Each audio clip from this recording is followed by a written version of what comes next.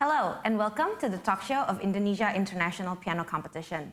Today, we are joined by pianist Stephanie Onggowinoto. Welcome, Stephanie. Hi, thank you. It's so nice to have you here. Thank you so much for being here with us. Thank you for inviting me.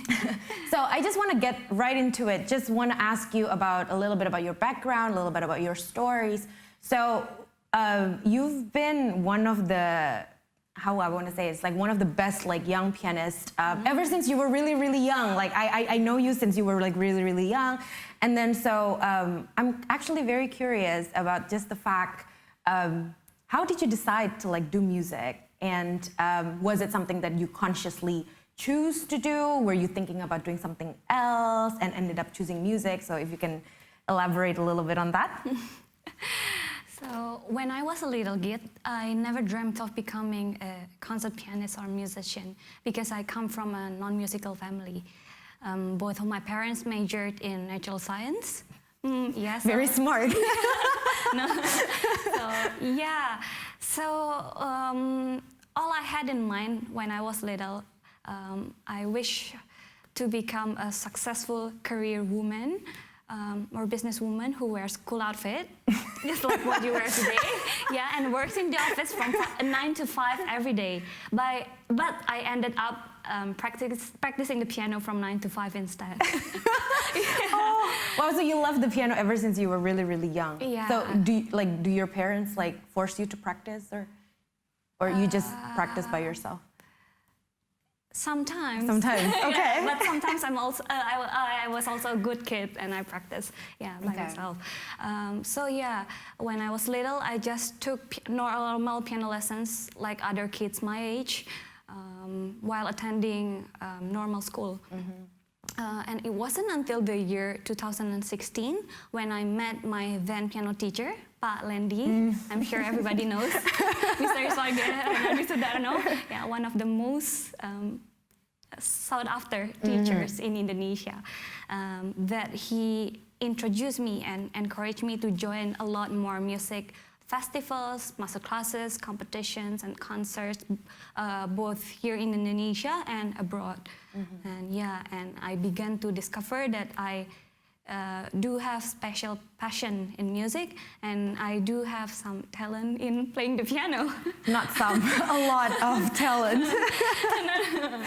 But yeah, even when I applied and auditioned to conservatoires in the UK and the US, I still studied very hard for my A-levels at the same time because I still couldn't decide if I was gonna do music only or science only or both double major.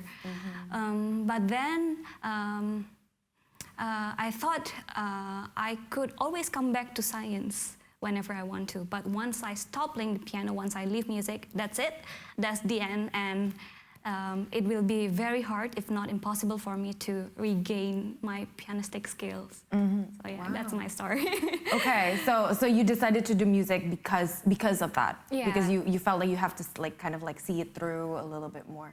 That's wonderful. And then so you went to school in UK, right? Yes. So all of your degrees are from the Royal College of Music in London. Right. So you got your bachelor's of music there and your master's of music, and the last one was artist diploma. The artist diploma, also from Royal College. Wonderful. It's really amazing. So now you're back here. Yeah. You're back in Indonesia. We're both back in Indonesia. Yes. So in a lot of ways, it's just like because a lot of the times we always see classical music in Indonesia as something that is not the most popular, I guess. Exactly. And then so. How do you see yourself as a classical musician in Indonesia? Like, do you have any particular reason why you come back here? Is there anything that you want to achieve now that you're back? So. Maybe, well, because I love the food. That's always a good reason. No, I'm just joking. So on a personal basis, I want to settle down and live closer to family and friends. So that's why I decided to come back here to Indonesia. But I also don't see myself working or living in London on a long-term basis. For a few years, that's fine, but not on a long-term basis. Okay. Yeah, that's why I decided to come back here to Indonesia to pursue a career as a pianist and also as a teacher. And also because my heart belongs to my home country. Yeah, really, yeah. So, yeah, and I feel that there's a lot of potential here in Indonesia. There's a growing interest in classical music. And as cliche as it sounds, as an Indonesian, I feel that I have this feeling of social responsibility to my home nation. So I want to pass on what I've already received, and I want to contribute and give something back to my own people and nation. And I dream of teaching those young talented pianists, the younger generation, so that one day hopefully they can really compete in one level with the other international prodigies and stars out there. Right. So, yeah. No, I completely got you, because a couple of times that I've met some people and then they ask where I'm from, and then I said that I'm from Indonesia, and then they were just like, you're the first Indonesian pianist I've ever met in my life. That's what my professor told me when I first met her, and she asked me where I came from. Right. So I feel like that is true. I completely, wholeheartedly agree with you with the fact that there are a lot of potentials here, and it's really nice to hear somebody as accomplished as you are coming back over here and like doing and more. And as you are too. Oh. But okay, so as you said, you're both a performer and also a teacher. So in terms of the performing part, I'm just kind of curious. You've performed all over the world, pretty much, like solo with orchestra, all of this. Is there any particular story, or is there any particular performance that is very like memorable to you, and why?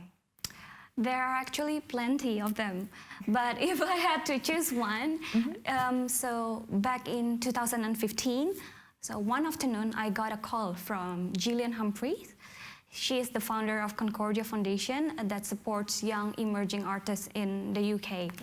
And so she told me to do a replacement, last-minute replacement solo recital in St. Martin's in the Fields, which is one of the most popular concert venues in London. I think it is in the world. It's not just in London. Yeah, in the center of such a big city as London, and I was shocked. I didn't know what to do, and deep inside my heart, I wanted to reject the offer because it was too sudden, and I was so not ready to give my debut in such a big concert hall in London. But I know that opportunity never comes twice, and so I just simply couldn't miss that fantastic opportunity. So I just said, okay, without any further thinking.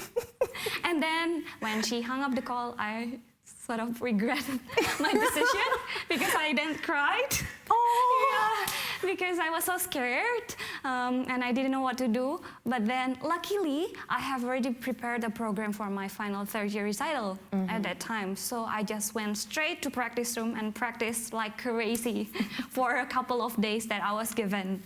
Okay, so how long was it from the phone call to the recital? Just a couple of days, 2 days. 2 days, and that's okay. it. Yeah, so it was really like last minute. Yeah, and so yeah, but thankfully the performance went well, and Gillian was happy, and it was well received by the full house audience, who even gave some standing ovation. So it was no doubt, clearly. So I was like so touched and so grateful for the support from my best friends. Yeah.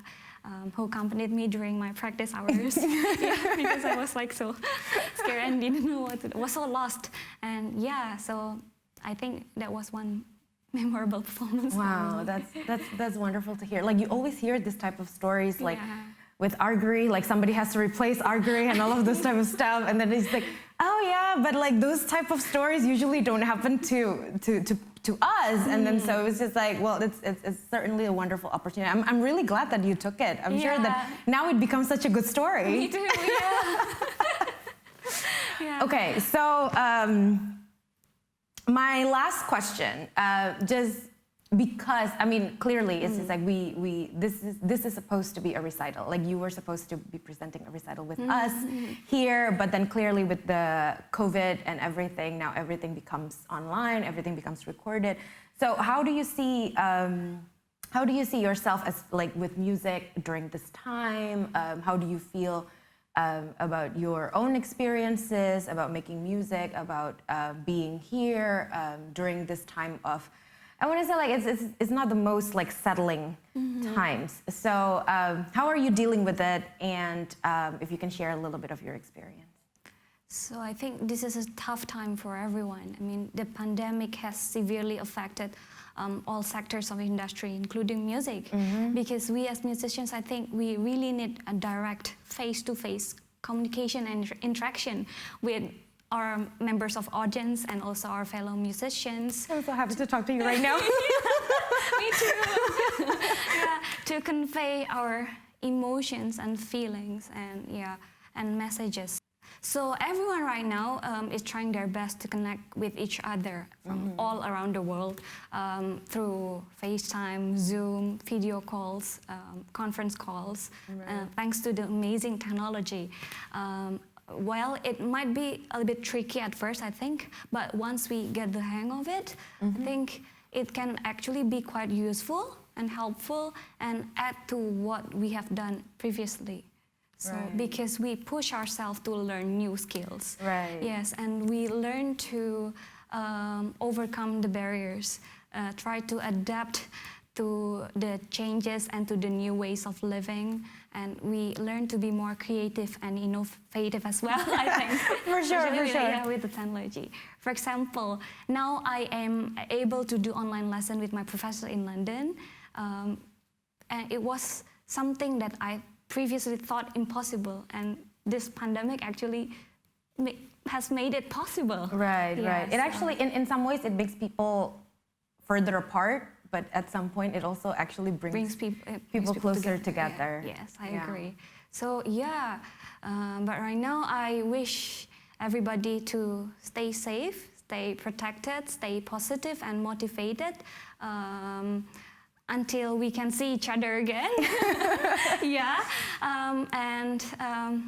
Just use your time wisely, because I think we as musicians are very lucky because we get to do inspirational work every day, although we have to stay at home, unlike some other professions. I mean, maybe they do repetitive and sort of boring job. But we, as musicians, we are able to find inspiration daily in the music that we're learning and the books we're reading. So use this time, let's use this moment to improve ourselves, to enrich our knowledge and be a better version of ourselves. That's wonderful to hear. Have you been practicing a lot, like during this time? I would assume. Probably yes. And read a lot of books as well, and watch online master classes. Well, that's really wonderful. Thank you so much for sharing your stories with us. Thank you so much for everyone that tune in. Please continue following us on our Instagram and our YouTube channel for more interviews and performances. We look forward to see you in our next event.